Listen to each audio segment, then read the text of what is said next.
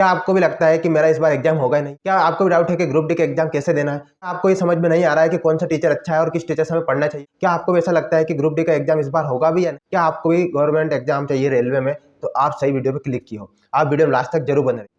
जय हिंद गाइस, स्वागत है वापस से आपको मेरे इस वीडियो में। तो मैं कुछ चंद लाइनों से इस वीडियो को स्टार्ट करूंगा। चंद लाइनें ये है कि अगर सफर का मजा लेना है तो सामान कम रखिए, सफर का मजा लेना है तो सामान कम रखिए, और जिंदगी का मजा लेना है तो अरमान कम रखिए। हाँ गाइस, इसी तरह से मैं बात कर रहा हूँ आज आरआरबी ग्रुप डी की एक बेस्ट स्ट्रेटजी के बारे में, जो 100 डे प्लान है। लगभग 100 दिन को मैं मान के चलता हूँ, इतने में हमको सिलेबस कवर कर लेना है। तो गाइस क्या करना है, सबसे पहले तो आपको ये सोच लेना है कि आपको इस बार एग्जाम निकालना है। आपको ये दृढ़ संकल्प होना चाहिए कि हाँ मुझे इस बार गवर्नमेंट जॉब चाहिए। तो सबसे पहले अपने कमरे में जाना, एक बोर्ड लेना, एक पेज लेना, उस पर लिख लेना कि हाँ इतने दिन 100 डे प्लान, पर्टिकुलर डे लिख लेना, और आपको लिखना है कि कारण क्या है, जॉब आपको लेना क्यों है। तो आप जब भी डिमोटिवेट होंगे या जब भी चीज़ें आप बीच में छोड़ दोगे तो आप उसको देखोगे तो आपको मोटिवेशन आने लगेगा कि आपको एग्जाम तैयारी करते हैं मैथ्स की स्ट्रेटजी के बारे में कि मैथ्स को कैसे आपको कवर करना है, क्योंकि लगभग 25 नंबर का मैथ्स आपके आरआरबी ग्रुप डी में आने वाला है। तो आरआरबी ग्रुप डी के लिए आपको मैथ्स कैसे करना है, तो मैथ्स के लिए आपको सबसे अच्छा सजेशन दूंगा कि आप किसी अच्छे से टीचर का कोर्स खरीद लीजिए। हाँ गाइस, कोर्स खरीदने से क्या होगा कि आपके डाउट धीरे धीरे क्लियर होते जाएंगे। सवाल जो है एकदम स्टेप बाय स्टेप चलते रहते हैं, तो उसमें क्या होता है कि आपको पहले सरल सरल सरल और हर टाइप से कवर हो जाता है। आपको ऐसे व्यवस्थित टीचर का कोर्स खरीदना है जो पूरी चीज़ें कवर करवा रहे हैं, जो अच्छे अच्छे क्वेश्चन भी करा रहे हैं। आपको बता दूं कि आजकल एमटीएस और जीडी के लेवल के जो क्वेश्चन बन रहे हैं ना, वो सीजीएल तक भी नहीं आ रहे। ऐसे ऐसे क्वेश्चन कुछ ऐसे डाल रहा है एग्जामिनर, क्योंकि इसमें भीड़ बहुत है। तो ग्रुप डी के लिए आपको अच्छे से तैयारी करके चलना है। ग्रुप डी के लिए आपको अच्छे अच्छे सवाल भी करना है। ये नहीं सोचना है कि एनटीपीसी में आया तो हमारे इसमें नहीं आएगा। आपको अच्छे लेवल पर चीजें करके कवर चलना है गाइस, आपको सिलेक्शन लेना है तो ठीक है। अगली बात आपको बता दूं कि मैथ्स के लिए आप कोई कोर्स खरीद लीजिए, या आपने खरीदा है तो अच्छी बात है। किसी भी अच्छे टीचर का होना चाहिए जो पूरा सिलेबस ओरिएंटेड हो, पूरा सिलेबस हमारा ग्रुप डी का करा रहा हो, ठीक है। उसके बाद में क्या है, आप उनको नोट्स बना लीजिए। नोट्स बनाने के बाद में पूरा सिलेबस खत्म कीजिए और नोट्स बना लीजिए। अगर कोई टीचर है उनकी पीडीएफ देता है तो आप पीडीएफ निकाल लीजिए, और नई पीडीएफ दे रहा है तो आप नोट्स बनाइए। उसके बाद में आपको क्या करना है कि जो भी क्वेश्चन कराए हैं उनको रिवाइज करते रहना है। उनको मंथली वीकली आपको क्या करना है, प्रैक्टिस करते रहना है। मैंने मैथ्स से कैसे कवर करना है इसकी स्टडी पहले बता चुका हूँ, आप वो वीडियो में जाकर देख सकते हो। अब उसके बाद में क्या करना है आपको, इसके लिए आप बुक भी अगर चाहते हो लेना तो बुक ले सकते हो। पहली बात तो आप यूट्यूब के भरोसे कम रहे, पहली बात तो आप बुक के भरोसे कम रहे, कोर्स खरीद ले, ज़्यादा बेहतर है सिलेक्शन लेना है तो। आप देखो मैथ्स के लिए आप अगर सिलेबस भी हो गया है, कोर्स भी कंप्लीट हो गया है, तो आपको बुक भी ले लेना चाहिए। क्या करना है, तो आप बुक के लिए क्या कर सकते हो, राकेश सर की 1 नंबर बुक है, आप इसको रिकमेंड कर सकते हो, इसको ले सकते हो। अगर आपको ये नहीं लेना है तो आप किरण पब्लिकेशन की बुक आ रही है बहुत सारी प्रीवियस ईयर मैथ्स की, उसको भी ले सकते हो जो रेलवे ओरिएंटेड हो, ठीक है। एसएससी वाली मत लेना, रेलवे वाली लेना, उसमें रेलवे के प्रीवियस ईयर क्वेश्चन होते हैं। तो आप इस तरह से मैथ्स से कर सकते हो। अगर कोई डाउट हो मैथ्स से संबंधित तो आप कमेंट कर सकते हैं। अब बात आती है कि साइंस को कैसे करें, क्योंकि जहाँ 25 नंबर का मैथ्स से है, उसके अलावा जो सेकंड स्कोप आता है वो साइंस का आता है। इसका भी लगभग 25 नंबर का वेटेज हमारा साइंस का आता है। तो हम साइंस को कैसे कवर कर सकते हैं, तो देखो साइंस के लिए आपको क्या करना है, सबसे अच्छी स्ट्रेटजी बता रहा हूँ। सबसे पहले तो आपको 9th और 10th क्लास की बुक पढ़ लेना अच्छे से। ये बुक कोई बड़ी बुक नहीं है, बहुत मोटी बुक नहीं है, बड़े बड़े अक्षरों में साफ सुंदर एक्सप्लेनेशन इसमें दिया है। इसको अच्छे से पढ़ लेना, 9th क्लास की साइंस एनसीईआरटी, उसके बाद में 10th क्लास की आपको साइंस की एनसीईआरटी पढ़ लेना है।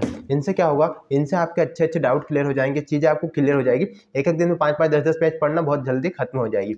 उसके बाद में क्या करना है, साइंस के लिए आप साइंस की एएलपी हुई, टेक्नीशियन की जो भी एग्जाम हुई, उसमें साइंस तो आई है। तो साइंस के लिए आप इस तरह से पीडीएफ निकाल सकते हैं। Physics, chemistry, biology, current affair की पीडीएफ मैंने एलपी सीबीटी 1 2024 में एग्जाम हुई थी उसका निकाला है। ये कहाँ पे मिलेगी, टेलीग्राम है, टेस्ट रैंकिंग ऐप है, या फिर आप जहाँ पे गूगल क्रोम वगैरह जहाँ पर आपको रिसोर्स मिल जाए वहाँ से आप डाउनलोड कर लेना और पीडीएफ निकाल लेना, आंख मत फोड़ना, अलग से पीडीएफ निकाल लेना, ठीक है।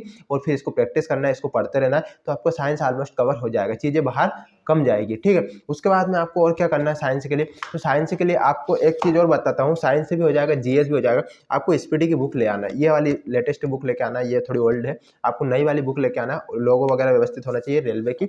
ये देखो स्पीडी की बुक आपको लेके आना है। इसमें क्या होगा, इसमें आपका जीएस भी हो जाएगा, इसमें आपका साइंस भी हो जाएगा। भैया इतनी मोटी बुक कैसे पढ़ेंगे, एक एक दिन में 10-10 पेज पढ़ लेना, पढ़ने के बाद में रिवाइज कर लेना। इसमें पूरे प्रीवियस ईयर क्वेश्चन है, जीएस के, history, polity, geography, economy, art, culture, science, static, almost चीज़ें इसमें सब प्रीवियस है। एलपीसी, एनटीपीसी, जेई, टेक्नीशियन, सबके क्वेश्चन इसमें डले हुए, तो उनको जब पढ़ोगे ना तो चीज़ें तो यहीं से बनेगी ना कहीं, क्वेश्चन तो यही आएंगे, कहाँ जाएगा नया। तो वो बाबर, मुगल, अकबर तो सब वही है, पुरानी चीज़ें सब वही है, तो चीज़ें क्वेश्चन आपको क्लियर हो जाएगा। तो ये बुक आपको ले आना है। इसके बाद में आपको और भी रहता है जीएस के लिए, तो आपको जीएस के लिए फिर सामान्य ज्ञान जो है लूसेंट की हमारी नामी बुक है, इसको भी आपको पढ़ना है। अब क्या होता है लोगों को समझ में नहीं आता इसको पढ़ना कैसे। लोग कहते हैं हमारे पास लुसेंट पढ़ी है, अधिकतर लुसेंट तो मिल जाएगी लेकिन लोग पढ़ते नहीं आता। देखो जब फर्स्ट टाइम आप बुक पढ़ो तब इस तरह से क्लिक कर लो, ये चीज़ आपको इंपॉर्टेंट लग रही है। देखिए आप मैंने कैसे क्या कर रखा, हाईलाइट कर रखा है। 20 रुपये का हाईलाइटर लाओ और हाईलाइट कर लो। इससे क्या होता है कि जब आप अगली बार रिवीजन करने जाओगे ना तो ये चीज़ें आपके सामने रहेगी। हाँ आपको ये चीज़ें पढ़ना है, बार बार पूरी बुक नहीं पढ़ना है, बेवकूफ़ी है। पूरी बुक आपको नहीं पढ़ना है, हाईलाइट कर लो कि हाँ ये चीज़ इंपॉर्टेंट लग रही है, डेट इंपॉर्टेंट लग रही है, बस उन चीज़ों को आप हाईलाइट करते जाओ। तो इससे क्या होगा कि आपका कोर्स जल्दी खत्म हो जाएगा और आपको रिवाइज करने में, प्रैक्टिस करने में भी दिक्कत नहीं होगी। तो मैंने आपको जीएस बता दिया, आपको साइंस बता दिया, आपको मैथ्स बता दिया। अब मैं बता रहा हूँ कि रीजनिंग के लिए क्या करना है। तो रीजनिंग के लिए बेस्ट ये सोर्स है। रीजनिंग ज़्यादा माथापच्ची का है नहीं लेकिन नंबर अच्छे दिला जाएगा। रीजनिंग के लिए गाइस आपको क्या करना है कि जो आपको पहली बात तो कुछ चीज़ें आती होगी, अगर चीज़ें नहीं आ रही है तो आप पूरा कोर्स कर लो, किसी का देख लो अच्छे से। ज़्यादा कोर्स खरीदने की जरूरत नहीं, यूट्यूब पे देख लो बहुत सारी चीज़ें, क्योंकि रीजनिंग प्रैक्टिस का सब्जेक्ट है। एक बार कॉन्सेप्ट समझ लिया आपने, कहा कोडिंग डिकोडिंग के ये 4-5 प्रकार ऐसी होती है, तो आपको प्रैक्टिस करने पे आएगा। क्वेश्चन बदल के भी आ सकता है, कॉन्सेप्ट नया भी आ सकता है, बस जितना भेजा खोपड़ी चलाओगे उतना रिजल्ट मिलेगा आपके तुम्हारा का। सही है। तो रीजनिंग के लिए आपको मान लो कोई से सब्जेक्ट पढ़ने के बाद भी डाउट रहता है तो आप पर्टिकुलर सर्च करो। आपको अगर कैलेंडर नहीं आ रहा तो आप जाओ यूट्यूब पर लिखो कैलेंडर रीजनिंग सॉल्यूशन, तो आपको पर्टिकुलर ट्रिक बता देंगे, टेक्निक बता देंगे, उसको अपने लिख लो। ठीक है। जो आपको पास का क्वेश्चन नहीं आ रहा था आप उसको लिख लो और फिर प्रैक्टिस करो, मॉक लगाओ, दबा कर मॉक करो और इस तरह से सिलेबस कंप्लीट करो। सेक्शनल मॉक दो और फुल एफएलटी यानी कि फुल लेंथी टेस्ट मॉक दो। तो इस तरह से आपको मॉक कवर करना है और रीजनिंग इस तरह से आपकी हो जाएगी, मैथ्स इस तरह से हो जाएगी। अच्छे टीचर से मैथ्स से पढ़ो, प्रैक्टिस करो। अब इसके बाद में एक चीज़ और बताने वाला हूँ कि आपको क्या करना है कि अपने कमरे में चिपका लेना है कुछ चीज़ें लिख लिख कर, कुछ फार्मूला है, कुछ सवाल है, कुछ जीएस के फैक्ट है, कुछ क्वेश्चन है स्टैटिक के, वो इस तरह से मैंने बोर्ड पे आपके कमरे में दीवार पर आपको लगा लेना, देख सकते हो आप मैंने लगाए ऐसे। इससे क्या होगा कि ये चीज़ें रोज पढ़ते रहना, पढ़ते रहोगे तो ये चीज़ें आपके दिमाग में फिट हो जाएगी और आपको अच्छे से आसानी से याद हो जाएगी और अच्छे से आपको रटा जाएगी, तो आपको एग्जाम में दिक्कत नहीं आएगी। तो इतना आपको काम और कर लेना है। अगर आपको कोई डाउट रहता है, कोई समस्या रहती है तो आप मुझे कमेंट कर सकते हैं और बहुत सारे वीडियो मैंने डाले हैं उनको आप जाकर जरूर देखिएगा। वीडियो अच्छा लगा हो तो एक लाइक जरूर करें, चैनल को सब्सक्राइब करना ना भूलें। Thank you guys.